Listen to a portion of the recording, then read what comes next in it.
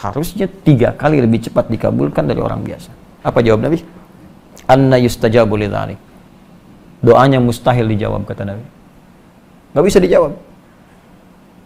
Bingung sahabat, kok bisa? Saya ingin bacakan dulu hadis Nabi SAW, dan bagi teman-teman yang mengaji kumpulan hadis dasar ya, ada 42 hadis yang dikumpulkan tentang pokok-pokok agama oleh Al-Imam An-Nawawi, diberi nama Al-Arba'in, kisaran 40-an ya. Di antara kumpulan itu ada mengutip kalimat Nabi SAW yang menyebutkan tentang seorang lelaki. Tsumma dzakara rajula. Nabi mengisahkan seorang lelaki yutilus safara, yang menempuh perjalanan panjang. Asy'atha aghbara, sampai ia terkena debu ya. Jadi dulu kan belum ada mobil seperti kita sekarang. Jadi ini menunjukkan dia melakukan perjalanan panjang. Ya, sehingga sudah berdebu gitu wajahnya. Kemudian yamuddu yadayhi ila sama, dia mengangkat tangannya ke langit. Ya, fayaqulu ya Rabb, ya Rabb. Dan dia mulai membuka doanya dengan menyebut al-asmaul husna.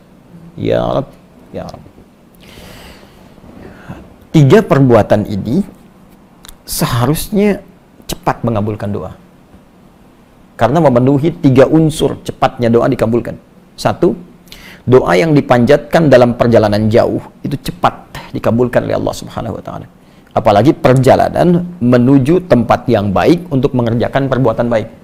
Ya, misal umrah, ya, haji di pesawat, banyak berdoa, banyak tobat. Perjalanan ke majelis ilmu, ya, banyak berdoa, itu cepat dikabulkan.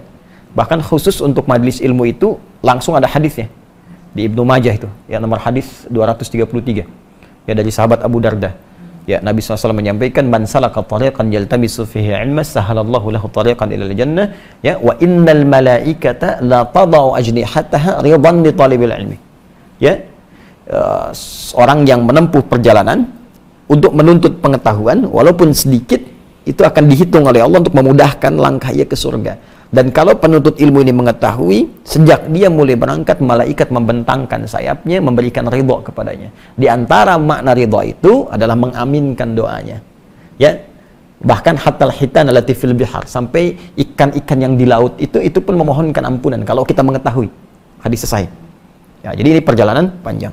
Yang kedua, hadis tentang mengangkat tangan seperti ini. Ya, jadi semakin kita ingin memohon, mengangkat tangan, jadi menyatukan seperti ini, 2, ya, begini ya.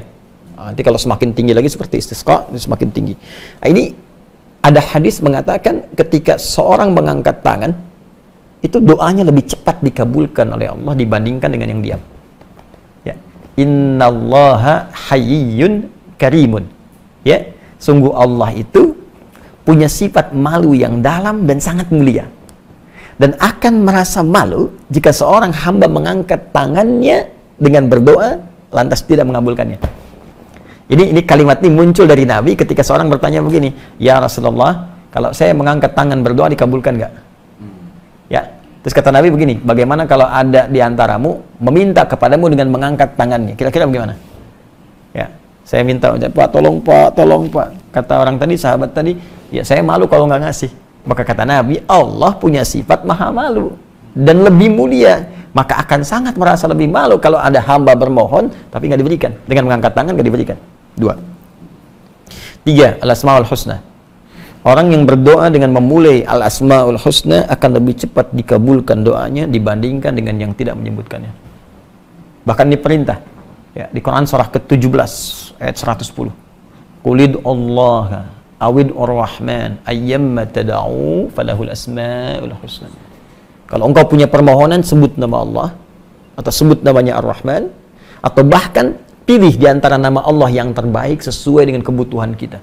Butuh rizki, sebut ya Allah ya Razzaq. Ya, butuh ilmu, mau belajar ya Allah ya Alim.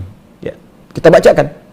Nabi Zakaria membaca bermohon kepada Allah dengan menyebutkan dulu nama al-asmaul husna.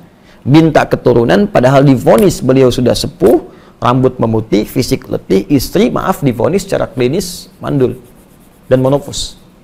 Memohon kepada Allah diabadikan di Quran surah ketiga ayat 38. Ya, hunalika da'a Zakaria rabbah qala rabbi. kemudian da'a Zakaria rabbah qala rabbi habli min ladunka dzurriyyatan thayyibah. Di mihrabnya Nabi Zakaria berdoa kepada Allah mengatakan rabbi habli, dari kata al-wahhab, pemberi tanpa batas. Ya Allah, mereka mengatakan aku punya keterbatasan, mohon engkau yang merawatku, yang tahu kebutuhanku, engkau memberi tanpa batas. Maka tunjukkan kepada mereka dengan sifat yang tak ada batasnya, anugerahkan hamba keturunan, dikabulkan. Innaka sami'ud du'a. Orang tadi melakukan ketiganya, menempuh jalan jauh, ngangkat tangan dan menyebut al-asmaul husna.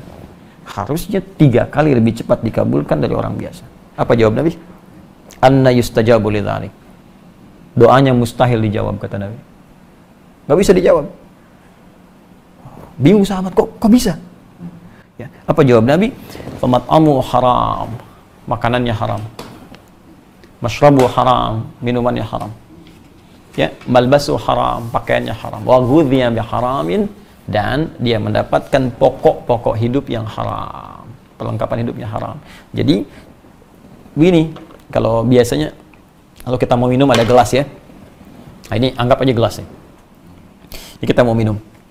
Jadi kalau seorang berbuat dosa menggunakan yang haram, ya, dari makan haram segala haram, ini gelasnya ketutup nih begini. Ya. Kalau ketutup, semakin banyak yang haramnya, semakin keras tutupnya. Kalau ketutup seperti ini, bukankah kita mau masukkan apa aja susah begini? Nah, jadi bukan Allah nggak mengabulkan doanya, cuma karena ketutup begini mental. Sedangkan sifat doa itu kalau dimintakan pasti dikabul. Ya, di Quran surah kedua ayat 186. Ya, wa idza sa'alaka 'ibadi 'anni fa inni qarib. Ya. Muhammad sampaikan pada hamba-Ku kalau mereka mencari-cari aku, katakan enggak usah dicari, aku dekat. Saya tanya, apa motif hamba kalau nyari Allah? Cuma 2. Kalau nggak tobat, mau minta doa. Rata-rata begitu. Umumnya demikian. Kalau dia mencari Allah tuh kalau bukan karena ingin tobat, ingin minta sesuatu. Karena itu langsung dijawab oleh Allah di kalimat berikutnya. Ya, ujibu da'watad da'i idza da'an. Sampai kapanpun hamba-Ku berdoa kepadaku, pasti aku kabulkan. Kalau bukan sekarang, nanti saat dia siap. Atau aku ganti dengan apa yang dia butuhkan, dengan apa yang dia inginkan. Nah, cuma saat Allah ingin mengabulkan, diberikan, tadi tertutup oleh maksiat, terhalang begini. Ya. Ini kan, ini ada longgar begini nih, terbuka begini. Ini kita bisa masukkan apa aja, ini, sini. Tapi kalau kita tutup begini, kita masukkan pun kan balik lagi. Ya. Nah, ini problemnya apa? Yang haram tadi. Nah, maka, mohon maaf, doa saja sulit terkabul. Maka bagaimana kemudian itu bisa mendapatkan penilaian baik di sisi Allah Subhanahu wa taala dari sumber-sumber yang haram? Maka muncullah kalimat Nabi sallallahu alaihi wasallam, innallaha thayyibun la yaqbalu illa thayyibah. Allah itu maha baik, maha suci, tidak menerima satu amalan kecuali dari yang suci. Karena itu orang korupsi misalnya dipakai nyumbang masjid, nah nggak ada nilainya insya Allah Subhanahu wa taala.